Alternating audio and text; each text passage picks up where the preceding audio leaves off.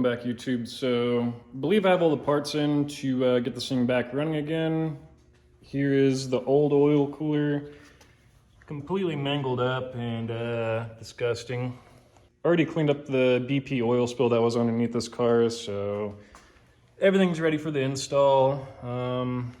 Plan is to make little L brackets, mount it from the top of like up here, and basically mount it in this general section right there. And looks like it wouldn't be a normal install without me getting the wrong parts. So I was supposed to get -10, 90-degree and fittings for this. I got a -4. This isn't gonna work.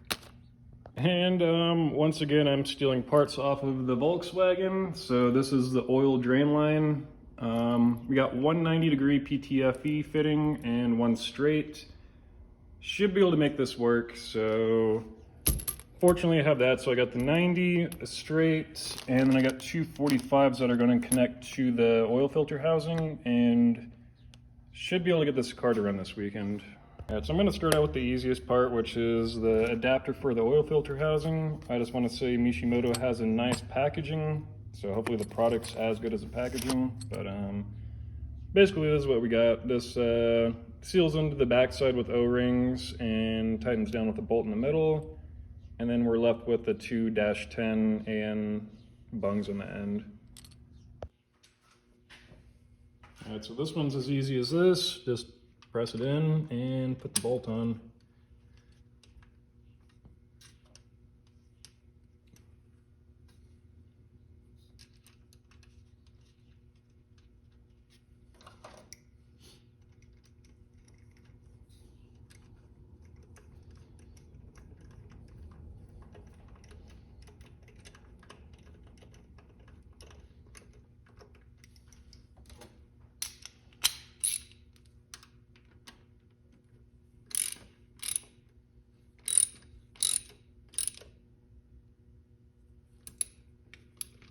All right, so I didn't want to cheap out on an oil cooler, so I went with one of the better quality ones, which is a Setrab. This is a 19-row oil cooler, fluid cooler, whatever you want to use it for, but looks like a good quality piece. This should lower my oil temps a little bit, but yeah, I just didn't want to go with the cheap like eBay one on that. All right, guys, so I think this is what I have schemed up. Originally, I was going to put it behind the kidneys, but since both ports are on the top, it's not really going to have clearance to clear on this top section. So I decided to utilize this little brake vent area right there, and also a little bit on the corner there. But basically that's just going to mount onto the crash bar.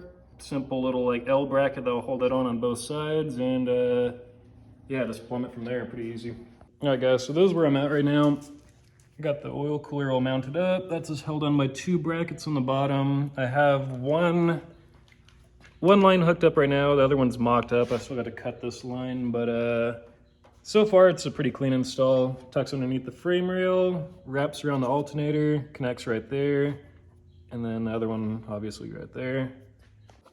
But that's all I'm gonna do for today. So I've worked about an hour. I'm just gonna wrap this up tomorrow. I'm sweating my ass off right now, but hard part's done, which was actually mounting and figuring out where I wanted to mount the oil cooler. And then right now it's just routing one more line, topping it up with oil, and should be good. All right, guys, so it's day 2 and I'm gonna finish this up. So right now I just gotta finish up on this last line, and I'll show you guys how to do that. So for reference, this is a PTFE fitting. It's got like a little nylon inner sleeve on it, and they use these little aluminum ferrules on the inside. So I'll show you how to do that. So yeah, first thing, you want to make sure you buy some of these for like a vise, just so you have everything nice and sturdy. Once you figure out where you want to cut it, wrap it around with some tape, whether that be masking tape or electrical tape, either or works. So after I cut that, then I'll be able to put the fitting on.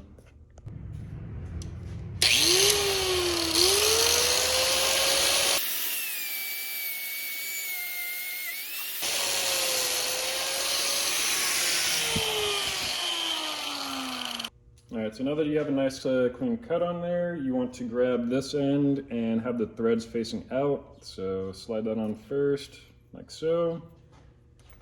Next, you're gonna take like a screwdriver and kind of just pry gently around where the nylon is on the sheathing. Next, grab one of these guys and shove it in conical way down.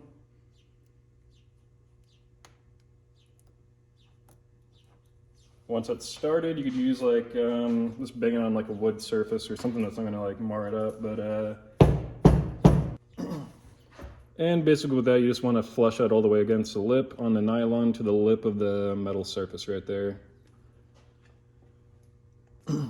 Next, you're just going to grab your and fitting and slide that part into the hose. So that just goes in like so, and basically you just draw the threads onto the threads and get that started. Okay, so that pretty much concludes that whole install, which surprisingly that wasn't too bad. That was pretty easy. These are tucked away about as best as you could possibly get with and lines. So if you guys are gonna do that, make sure you go with the 45s right there, and yeah, those tuck away pretty good. And then that just goes under right there, and then tucks into the crash bar. Just in this channel right there. So super clean install in my opinion. And then for the oil cooler, it's just pretty much a straight bar going across from the crash bar, and then you have 2 bolts on each side holding that on, so that's not going anywhere now. And still have quite a bit of clearance from that in the ground, so not worried about that. All right guys, so I ran into a little bit of an issue, of course. I'm not afraid to like show my mistakes when I have them, but was in the process of putting the CSL intake back on, and when I went underneath to connect the ICV, this ended up breaking off. So right now I put some like super glue essentially on it, and I'm gonna let that sit for like 24 hours and let that cure, and hopefully that's enough to hold it on, and then tomorrow I could put this all back together. But for now, at least I can still start the car and make sure I'm oil free, leak free, and everything is good to go on my end on this.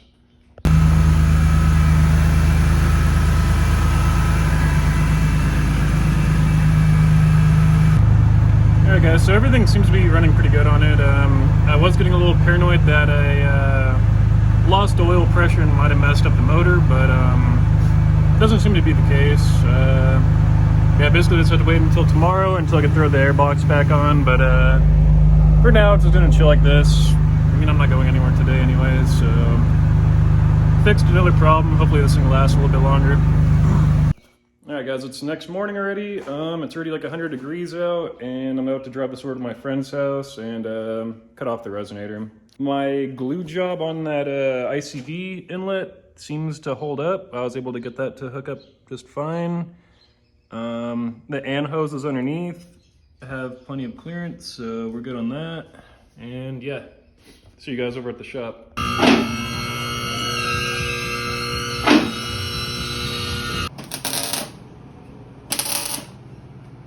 Yeah guys, so it's the next morning. Got the exhaust knocked out yesterday.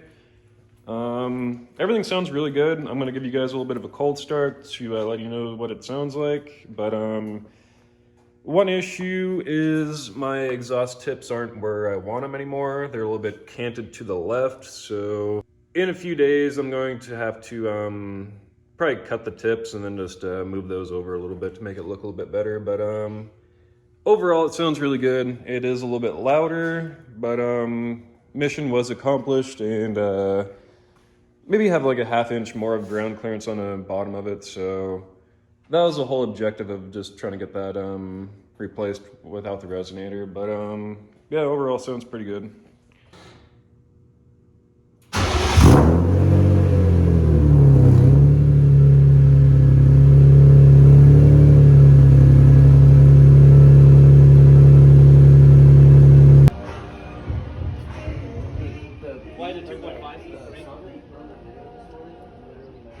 I know. I was like trying to move it perfect to it, and I was like, yes.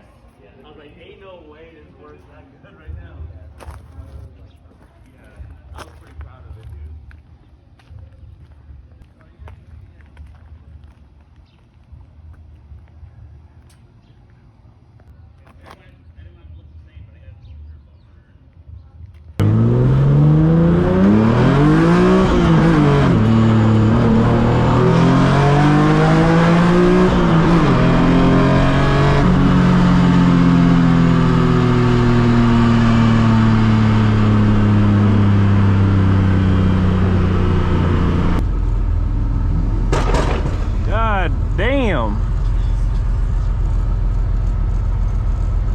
What the fuck?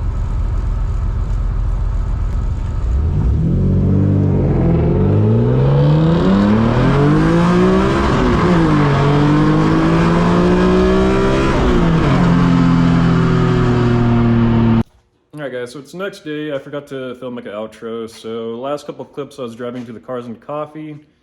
Was going to film a little bit there, but I mean, by 8 a.m. it was already like 100 degrees out, so I kind of just chilled underneath the shade the whole time. Other than that, let me know in the comments if you want me to actually line up with that orange Mustang. That's one of the homies' cars. Right now he does have an issue with traction. He just has like cheap tires on it right now, so once he gets a little bit better tires, I'm down to line up with him. But he should be able to win. I mean, it's a supercharged Coyote with a 10-speed automatic. Those are pretty fast cars. Mine only makes like 320 wheel horsepower, but I do have the lighter chassis on my advantage, so it'll be cool to see. So yeah, that should be next week's video. I also have a friend with the Mark 7 GTI, Stage 2 tune, DSG and all that shit, but he wants to race. I've drove his car before. I'm pretty sure I could beat him. Let me know in the comments what you guys think, but this car is never meant to be like a drag build, but it's still fun to take it out to Mexico once in a while and kind of see where it stacks up against other cars. Yeah, it does only make 320 wheel horsepower, but my car should only weigh like 2,500 pounds, so it does make good use of the power. Again, I'm not a drag racer by any means. This is more set up to be like a drift kind of track hybrid, but yeah, hopefully I'm done with the replacement stage of this. I'm done doing maintenance and repairing shit. Hopefully I can just move forward to getting back to modifying it, making it look a little bit cleaner, getting like the rear seat delete made for it, finish the hood. Just a few little things here and there needs, but that's all I really got for this video, guys. Thanks for watching. Till next time.